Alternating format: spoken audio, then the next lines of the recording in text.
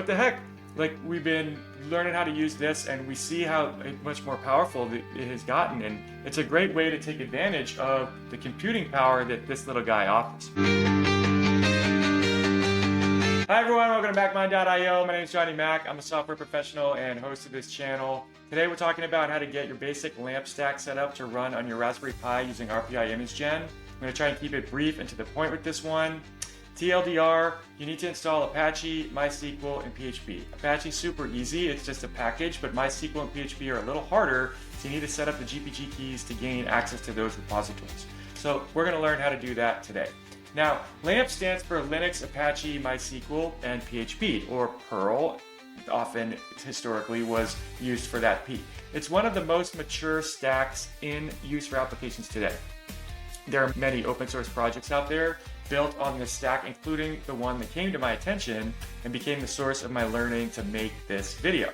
At first, I was a bit surprised at the request. Actually, it was to run this on a NAS device, which was the QNAP, and we looked into that, and the QNAP that was being suggested was a little bit dated. It has a very specific version of Linux. You can't really add things to it easily.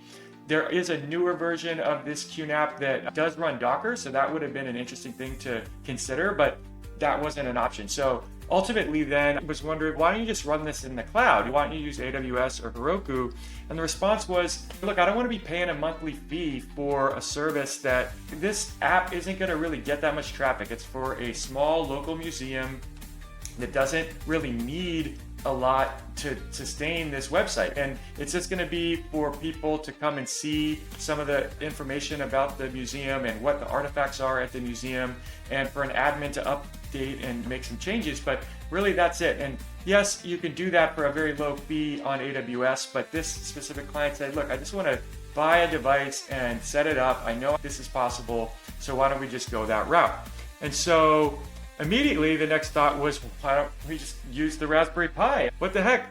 Like, we've been learning how to use this and we see how much more powerful it has gotten. And it's a great way to take advantage of the computing power that this little guy offers. So I've actually been really excited about the results. This thing's right, 25, 30 bucks for a Pi 4. And maybe you get some additional hardware, like we've looked at the Power over Ethernet hat to limit the cables that are going to be required to set this thing up. And then that's it, you're done. Instead of paying Heroku or AWS 25, 30 bucks a month, that adds up. And for a small museum, that's going to be significant, right? That they need to continue to pay that cost for a site that's really not doing much, right? And sure, there might be cheaper options out there, I get it, but look, this is about rpi-image-gen, this is about the Raspberry Pi, and let's see if we can get this done with our favorite piece of hardware. Okay, the last thing is just recognizing, right? Higher bandwidth at home and the computing power that we have on this Raspberry Pi now, it's just worth considering versus going out, paying for hosting, or buying some expensive device. Okay, last thing I can tell you after doing this is, you know what, I'm actually gonna move some of my sites off of Heroku and AWS because the Raspberry Pi can run them, it can run them well, and there's no reason for me to continue to pay that monthly fee. I have high bandwidth here at my house, I can set this all up and be off and running. So I'm going to be migrating to this little guy right here. Okay, so let's hop over to our code, and we have some boilerplate here already, so this has already been reviewed in some of my previous videos. If you watched, so starting with our Docker file here, that is going to essentially set up and build an image that we can then use to run a container to run rpi-image-gen, okay? And so this is covered in my first video on how to build and run a custom image with rpi-image-gen.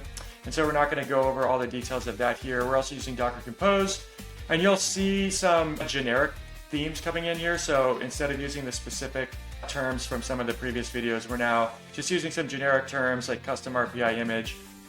I am still using a specific here for the image name. In this case, we're going to be using the Omeka naming convention in a few places, right, for the image name and the host name, but that's it. Everything else, we're trying to go to a more generic pattern. And then finally, we have our build script here. So you might find this in some of my other repos.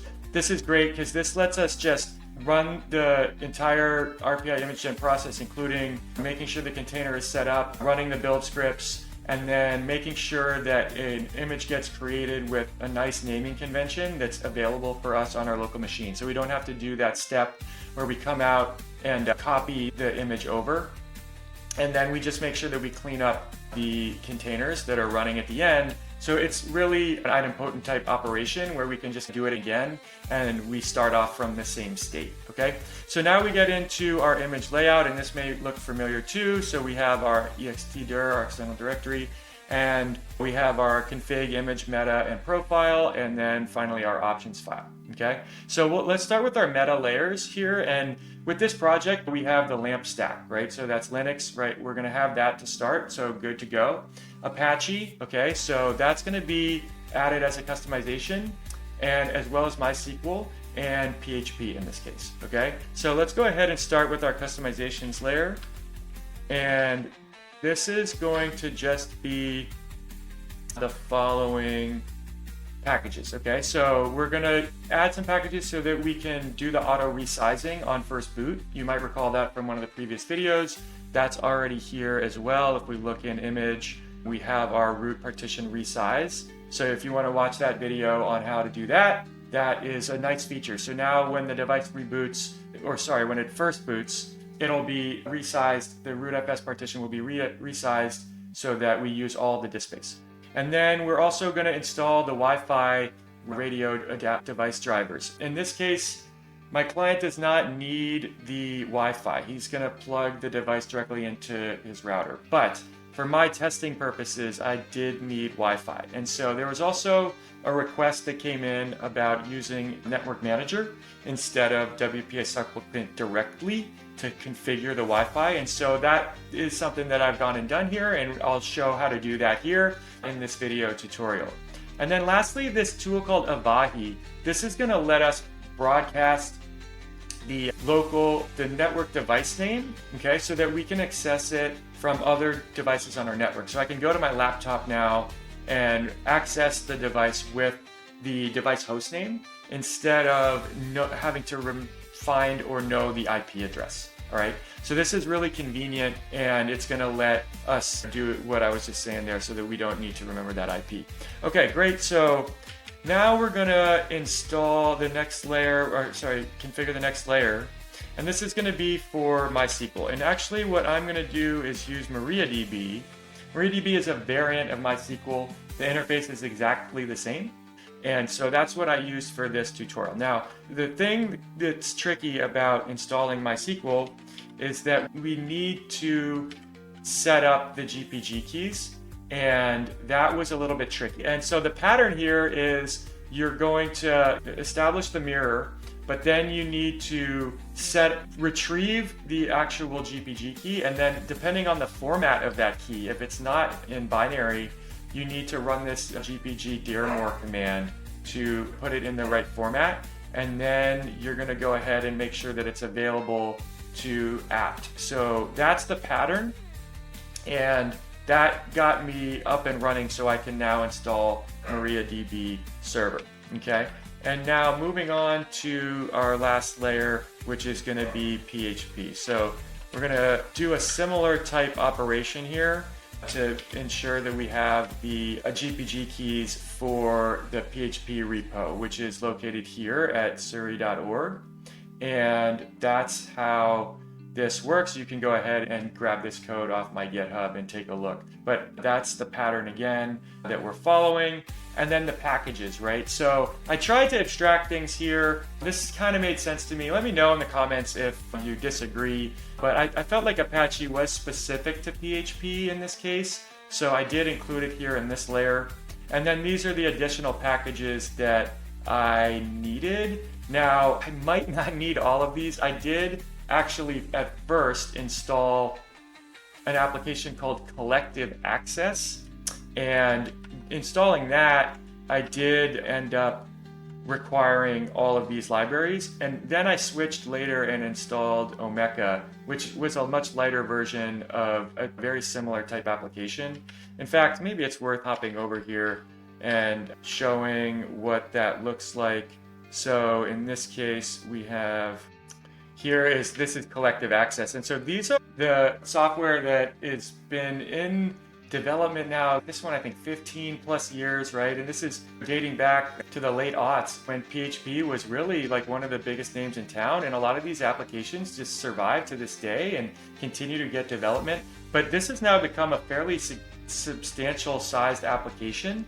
And it was a little bit heavy, right? So I ended up ditching that, pitching another app to the client that's called Omeka, much lighter, but the same exact stack, right? And very similar patterns that I've seen in these apps. Another PHP app. So yeah, that's fun. Look, I know it's all the rage, right? We have blockchain and Rust and we have Node.js and all these new technologies, right? But hey, PHP still going strong. Okay, so back to our PHP layer. This is all the stuff we're gonna install for that. Okay, great. So the next thing that we wanna do is we wanna configure our application, okay? And a couple cool things that I did for this project, right? Remember, we're gonna resize the root partition, and then let's see if we can't next go ahead and we're gonna add some customizations for the database, okay? So let's go ahead and see if we can customize MariaDB, okay?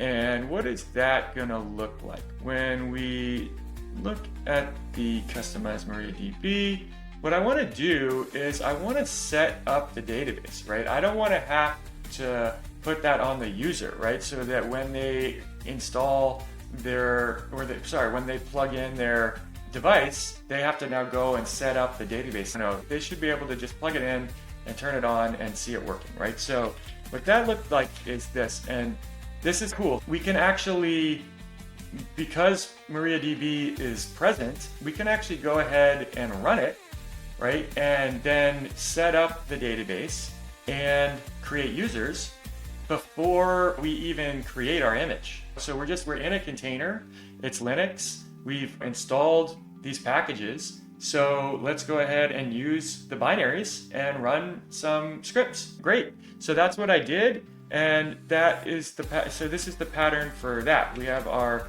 script here, and that's gonna call out to some MariaDB setup that we're gonna create here. So I have some MariaDB setup. And in that, we're gonna have these two create db.sql, and we're gonna have create users.sql. Let's make sure about that in a second. Create user, excuse me, to create user, okay. And create DB, super simple, right? If SQL, there we go. And let's go ahead and create the user. Now, in this case, we're not going to be creating this user with a very secure password. This is something you might want to consider. Again, this is running on the device. It's going to be pretty locked down. There's not going to be any SSH. I'm not too worried about this component being vulnerable, right? But if you're building a larger project and the database is of more significance and you just want to make sure to have a more secure password here that you've discussed, then you might change the password here, or you might look to use an encryption tech, and maybe we can look into how to do that at some other time down the road. But for now, we're just using a very secure password. Okay, so the next thing, we're going to create the database, and then we're going to create the database user. And I had to break this up into two different steps. I also added some comment here again about the security. This MySQL secure installation command can add some security in the form of a root user password, which doesn't exist at the onset with the initial setup. Okay, moving on then, we do also want to create some customizations for PHP. Okay, so for the PHP customizations, a similar pattern here, right? So I'm going to break this up into, let's go 01, and I'm calling this install, okay? And what we're gonna do here is we're gonna create a few variables here, app repo and git tag. And this is where you would drop in the specifics for your app, right? The git repo for your app and a specific tag, branch, or in this case, it's a shop, okay? And then here we're gonna make sure that Apache 2 is enabled when we start the machine, the device, and also this Avahi daemon, okay? And let's go ahead and, okay. So we're also gonna configure Apache for SSL. Now, I'm not walking through setting up an SSL certificate here. That might be a nice topic for another video, but it is something that I'm gonna need to take into consideration and get figured out. Okay, then this is how we install Composer and then go ahead and run Composer on the application that we checked out, okay? So this is the logic here, and we're gonna chroot right over to the root of the ultimate image that we're creating. And then we're just gonna run these commands. And finally, we're gonna go ahead and clone the repo, and then we're gonna run Composer. Now, this is important. We're gonna run as the dub data user, right? And you can see we're also setting ownership on the var dub HTML directory. This is important. If we don't do this, then we run into permissions issues. So we want to make sure that this is something that we don't forget to do, okay? All right, so then the next thing that we want to do, and this is very generic, right? That's why I broke this up. And now there's a customized PHP app. We're going to call this O2 config. And this is where you're going to add custom configuration for your application, okay? That whatever application that might be. And so in this case, these are those configurations for this Omeka application. So we need to make sure that mod rewrite is enabled. And then we also need to configure mod rewrite for this directory, okay? And then we do need to do a few things here on the app itself, okay? So there's a couple change me files here, and then we do need to go ahead and configure the database, right? So that's why I'm doing this here in this separate file, because this is going to be specific to your application, whereas this install, this is probably something that is generic and will be reusable by anyone that's trying to install a PHP app. And I did actually use this same file, just swapped out the repo and tag for another repo. I showed you that collective access repo, which was another PHP app, and this just worked, right? So that's great. Okay, excellent. And then we're looking at what we got here. We're getting close here. We're getting really close. The profile, right. We did not update the profile to include our customizations and I should have done this right after we added these layers, right? But MariaDB and PHP, these are the layers that we added here, okay? And then also in our config, I want to go ahead and rename this to rpi-Omeka, okay? And let's start cleaning a few things up here. Finally, yes, so our options, okay? Let's see if we can't get this network manager worked out. Okay, so to get this Wi-Fi set up, what we're gonna do is we're just going to follow the same pattern here, right? We're unblocking Wi-Fi. This was inherited from one of the previous projects where we set up the kiosk, right? And I needed to unblock the Wi-Fi in that case. And that was the video where I got some feedback. Hey, can you use NMCLI to configure the Wi-Fi? And can we potentially configure the Wi-Fi so that it's already configured, right, when the device boots? And so that's what I've done here. To the extent that this is useful, are you going to want to build an image that connects to a specific Wi-Fi? Probably not. I wouldn't recommend it, but that's what we're going to do here. And we can also then see how we set up NMCLI so that it's available on the device in case you want to use that interface. That's what we're going to do. So let's go ahead. The first step, we're going to create a service similar to the unblock Wi-Fi service. And we're just going to call this the unblock Wi-Fi, the connect Wi-Fi service, okay? So connect Wi-Fi service. is here, okay? And this is going to be a service that's going to run a script similar to other services, right? So we're going to configure Wi-Fi on first boot, and we're just going to have this script here, connect Wi-Fi.sh, and this is going to get dropped down into our device rootfs overlay user local bin directory, okay? So similar to our expand rootfs script that we run on first boot, we're now going to have a connect Wi-Fi script that we're going to run, okay? And here that's going to look something like this, where we use nmcli. Okay, great. And this is the command that we're going to need to run. nmcli con add type Wi-Fi if name WLAN 0, con name my Wi-Fi, this can be anything, and then SSID. So now I'm putting in some placeholders here, and so later we're going to go ahead and populate those in a pre-image script, okay? And I'll show you then where we specify the SSID and the password. Okay, great. And then lastly, we want to make sure that we are, I think I tried to do this here and that did not work. We're going to sync the Wi-Fi service, and then we're going to enable that on boot, right? So this is familiar, this hook here. And I think we also haven't been doing this, but I'm going to do that as well. Okay, great.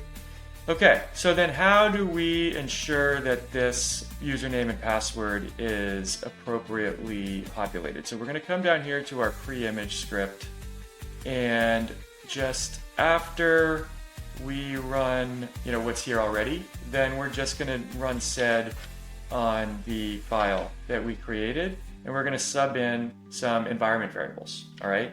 And so these environment variables are really convenient. We haven't used these too much yet, but we can specify these here in the options, right? So you can set your Wi-Fi SSID and your Wi-Fi password right here. And then when you run this run the build, it's going to pick that up here in this addition that we made and just insert those here into the connect Wi-Fi sh script, okay? And that's it. That's how we can connect to the SSID that we choose. And again, this image is now going to have that baked in, right? So I'm not sure this is what you want to do for an image that you're building for some sort of production device, right? This is something that's going to be specific to the use case and the location. And that's why in the previous video with the kiosk, I built a Rust service so that we could dynamically set that up after the image was created and the device was booted up. So thinking back on that, we might use that same pattern, but then use a network manager instead of just writing out the WPA supplicant conf, which is how I did it in that previous video. Okay, so then we're going to want to make sure that we set the permissions on our connect Wi-Fi sh file. And so to do that, we can just chmod 755, right? And that's going to be here in our external directory. Great, okay. And that's really important. We want to make sure we don't forget to do that. Okay, so then let's go ahead and I just want to point out that when you are setting your SSID, if there are any spaces in it, you need to make sure that you add quotes, right? So in case you have spaces. Otherwise, it's not going to assign the variable correctly, and you're going to end up with a build error for an unbound variable. And so with that, we ought to be able to build now. And remember, we have our build script, right? So now we can just run build.sh straight from our host machine, and that's going to create that container that's going to then run the build script for rpi-image-gen and then do the copy of the final product image and then shut those containers down.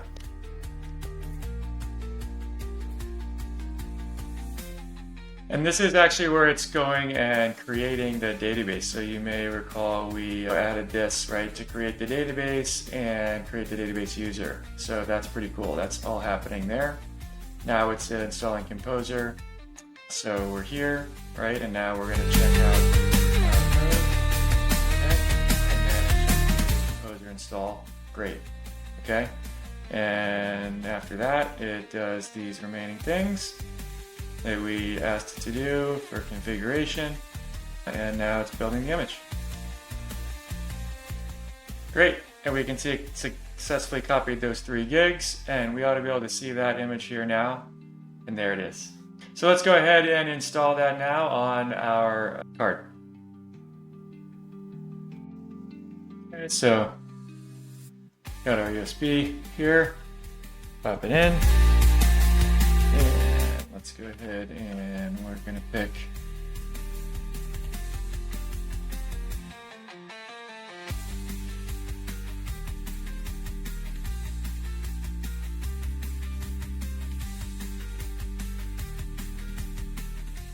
Okay, great. So first what I want to do is just show that, no, this doesn't work, right? So nothing's running at Omeka.local/app. Okay, so then we'll go ahead and boot the device now. And we should see it boot up. And we shouldn't have to log in because we expect the service to just start running, and it should grab an IP with that NMCLI service that we set up. So hopefully that happens. Okay, so we're not going to log in, but we'll go ahead and see this now works, and look at that, it does. Cool, huh? So you can see that this is just ready to be configured, right? The database has already been set up. There's checks in this app to make sure that the database is all configured. Those other configurations that we took care of, those also are all set. So now we can go ahead and let's go ahead and set this up. Madsonian, and let's just do test. Okay, great. And this is the Madsonian Museum. Excellent. Let's go ahead. Now we have to worry about that. Success. Yay. Cool. So now let's go ahead and open this in a new tab and then check out my admin dashboard. Madsonian. Okay. No, we don't need that. Oh, cool. Look at that. So here I am. I'm in, and I got my public site too. And that's how this kind of app works. It's got an admin here where you can add items, and this is just running on the rpi. How cool, huh? And then we'll go ahead and plug this in over at the router at the location where this will live, and then we'll set up the DNS, and that'll require also setting up SSL, so that'll be a factor here. But we got this going here, so that's pretty exciting, and we're happy about that. That's it for this video. Thanks for tuning in today to learn how to install a LAMP app on your Raspberry Pi using rpi-image-gen. We learned how to install MySQL, Apache, and PHP. We learned how to configure MySQL, and we learned how to configure our Wi-Fi so we can just connect to the app as soon as the device boots. If you like what you saw, please go ahead and tap that thumbs up icon. It really helps me out, gives others a chance to see this content. And please share your thoughts in the comment section. Do you have any ideas? Do you have any questions? I'd love to hear from you. I hope you're having a great day, and do remember, don't stop experimenting, challenging assumptions, and seeking the objective truth. I'm Johnny Mac. This is MacMind.io.